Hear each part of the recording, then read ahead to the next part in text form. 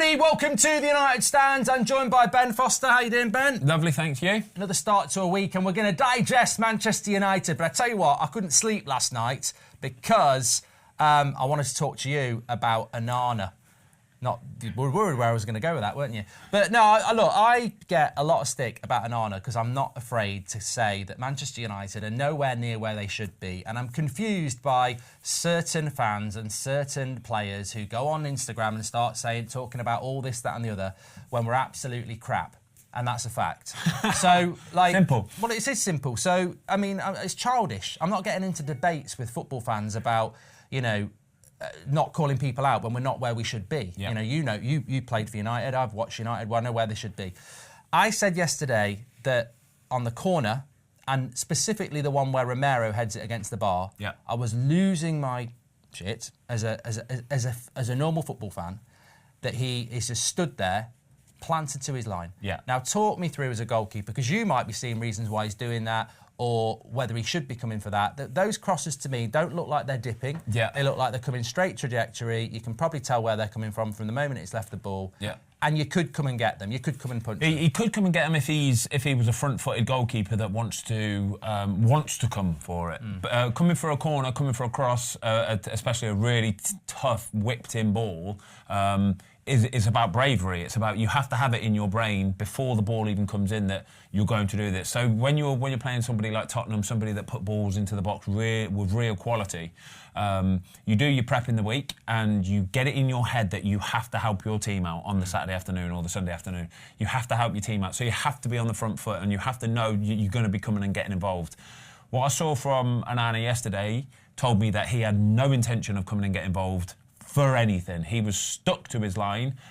He made no attempt to make a front foot step to come and even get a punch or anything. He was just going, nope, I am just going to stand on my goal line, and unless it's right on top of me, there's nothing I'm going to do about it, which it's not a great situation to be in. It reeks of a goalkeeper that's low on confidence, which in turn will affect his defenders, his centre-backs, his players in front of him.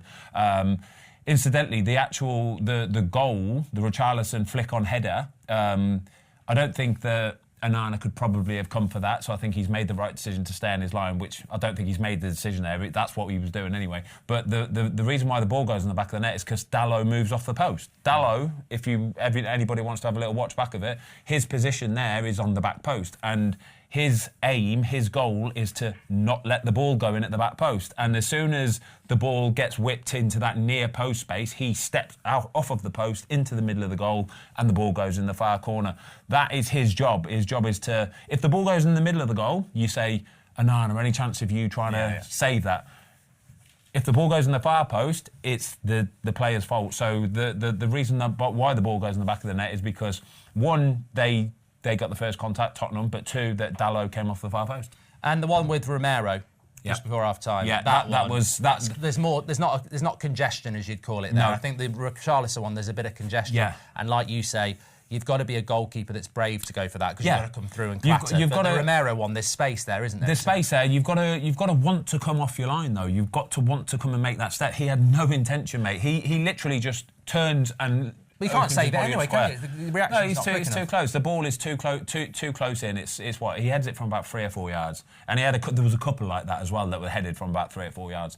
But it's the sheer fact that he has got literally no intention, mate. He's not umming and ahhing as to whether to come. He quite literally, as soon as the ball is coming in, he just opens himself up and hopes that the ball might hit him or makes a save. What I don't get, though, is, you've been coached by Watto, England, Man United.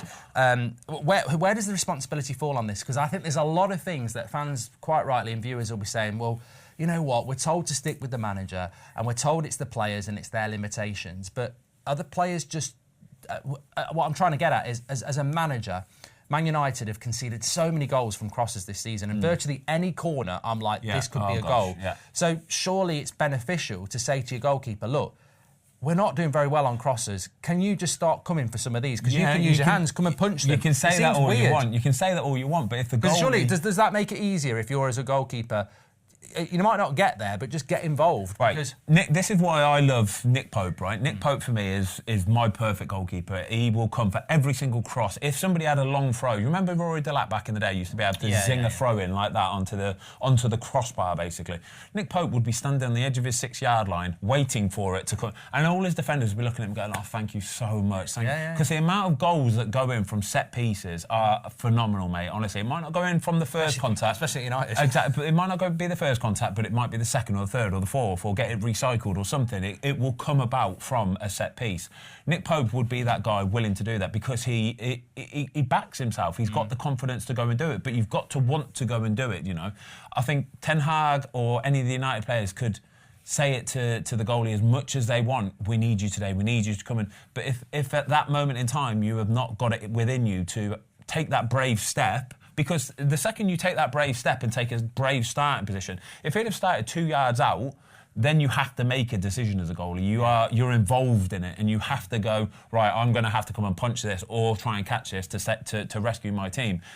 By standing on your goal line, it takes any possibility of you getting involved out of it, which if the ball did go in the back of the net, you could kind of say, well, you know, I was just stood on my goal. I can't do much about that. Do you know what I mean? Whereas if you're 2 yards off, you're involved in it, and that's... Well, you see goalkeepers, don't you, like this? They're like pushing somebody around, trying to get involved, and in something. I just think he looks for a Premier League goalkeeper. He's rooted to his line. He looks amateur to me. I'm not a goalkeeper, but he looks redundant. It's like, what's your role on this corner? Because basically, if they win the header, you're not saving it because you're on your line. The problem you've got now is, though, that every team you come up against now are just going to be putting balls into the box. Yeah. Every time you get a free kick in and around the 18-yard box or a corner, even 40, 50 yards from goal, they know that if they put the ball on top of that 6-yard line, then there's a chance that something might happen. So I think that's something that... And the United defence looks...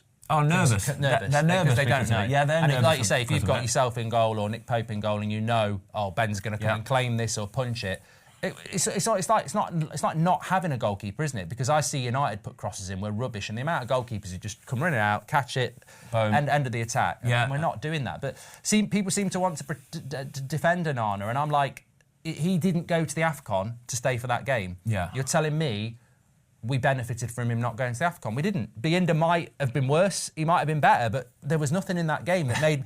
I don't know why Onana stayed, because he's not in the form good enough to go... It's not like Schmeichel of the past, we need to keep him for an extra game. There was nothing about that game, and I'm looking at the defence, and they're like... They weren't acting more confident because Onana stayed for an extra game. It was weird. It's a knock-on effect. The goalie's low on confidence at the moment in time. The defenders, then it rubs off on them. They drop on their confidence. They kind of lose their bearings a little bit. There's a few corners that came in where I'm watching some of the centre-backs that kind of getting caught under the ball, which is almost like a criminal defence.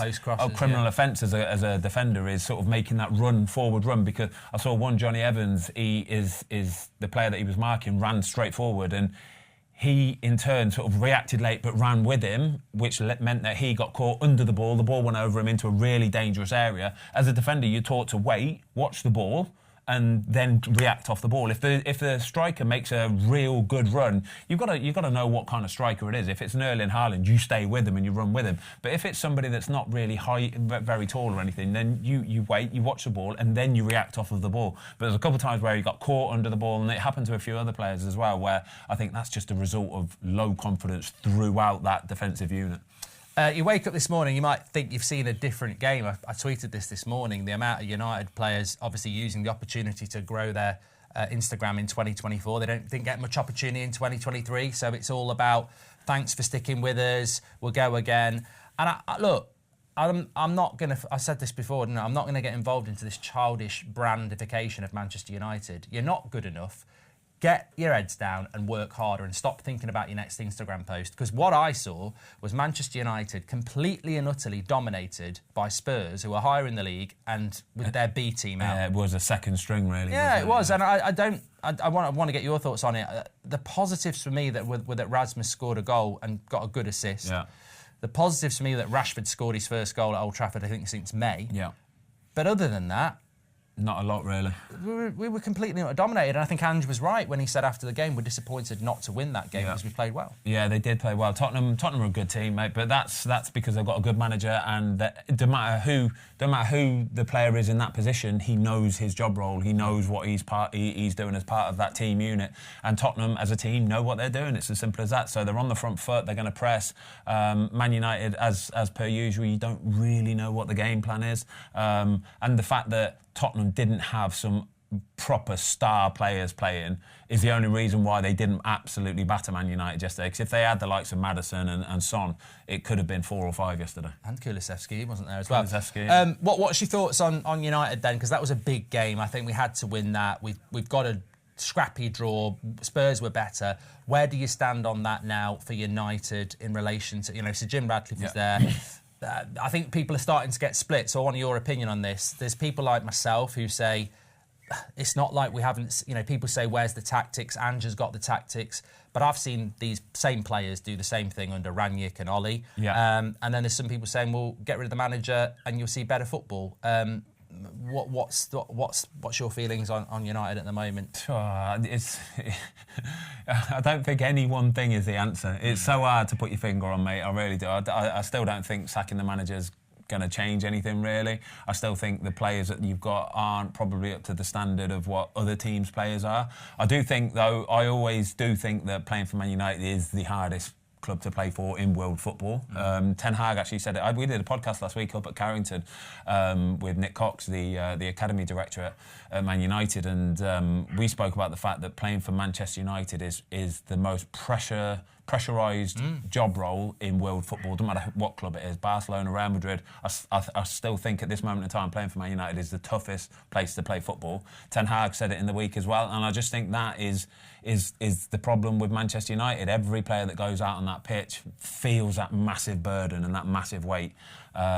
You've got the history of Man United of what they've done, and that you're always trying to live up to that a little bit, whereas football has evolved so much now that there's so many more better teams. The standard of the Premier League is incredible. It doesn't matter who you're coming up against on a Saturday afternoon. If you're not 85, 90%, you're probably going to get beat. You know what I mean? Tottenham yesterday, they were good and they played well, but they didn't have to play that well to beat Manchester United, to be better than Manchester United, sorry.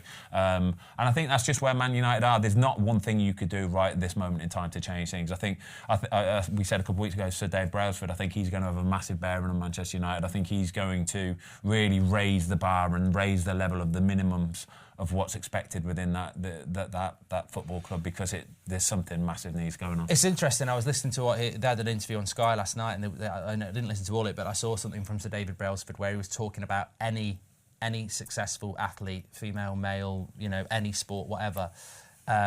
If they don't have that relentless winning mentality, they can't be part of his team. Yeah. And I think this is going to be the acid test for me, because I already know players. Which ones? That I've watched Manchester United that haven't got it. Yeah. And I don't think United will get rid of them. So therefore, this is the same thing as what Mourinho had, where he walks in and says, "I want to sell those 3 players," and they say no, and they're still at the club now. Yeah. If Sir David Brailsford's going to do what he's all about, then I know certain players won't be here. Yeah, he'll get rid of them. But I suspect they will still be here, because I don't think United have got the balls or money to remove certain players from that team because they're on big contracts. It's not even the club, really. You got to think it's the players as well. A lot of the players, like Anthony Martial, he's got 6 months left on his contract. I saw he came out a couple of weeks ago and said, "I don't want to go anywhere in January. I want to stay and fight for my position in the club." And I'm thinking, no surprise there. Player power, isn't it? Well, he's on 300 grand a week or 250 grand a week, and there's nowhere he's going to go in the world that would pay him more than 70, 80 grand a week. There's nowhere in the world that would pay him any more than that. And Manchester United won't want to subsidise the rest of that 200 grand or whatever. So he's not going to go anywhere. Well, it's a great point, so he's got to come out and say that. Well, it's a great point, regardless of whether you get rid of these players. I think Bruno's on 250 grand a week. Don't think anyone would give him that. No chance. Rashford's on 300 and something. No one's going to give him that. Nope. Maguire's on Everybody. No one's going to give Varane 300k. Anybody in the first team at Man United is on at least 100 grand a week. Yeah. At least 100 grand a week. And nobody else anywhere in the world is going to pay them wages. So that's what I mean, So unless the player is willing to take a pay cut, which 99% of players will never do, do, then they shouldn't. They're not going to. Well, yeah, exactly. They've signed a contract, and it's duty bound to be paid every week and every month into their bank account. So why would they want to move? So that's the position Manchester United find themselves in. Then that the recruitment hasn't been good enough, and whoever's been handing out the contracts has just been, wow, silly, really. That's what I mean. I think, like, Sir David Brailsford, he's about getting the right mentality players in to win. I'll tell you now, I'm not confident because I don't think he can remove the players that need to go, because I already know. It's going to take a while. I know the players. It will take a while. I know the players, and they won't be going. I think he'll do it eventually, but I think it'll take a while. I think if anybody's unsure about Dave Brailsford and what he's done, just have a little look into his it's history, great, yeah. And what he's done with British Cycling, Team Ineos, and just look at how he revolutionised it and how he changed it and what he started demanding from every single athlete, and not even the athletes, everybody, the staff. The coaches, everybody at the football club, and that's what he's going to do at Man United, hopefully. Thanks, Ben. Get your comments in below. Lots to get involved in there, and we'll speak to you on the next one.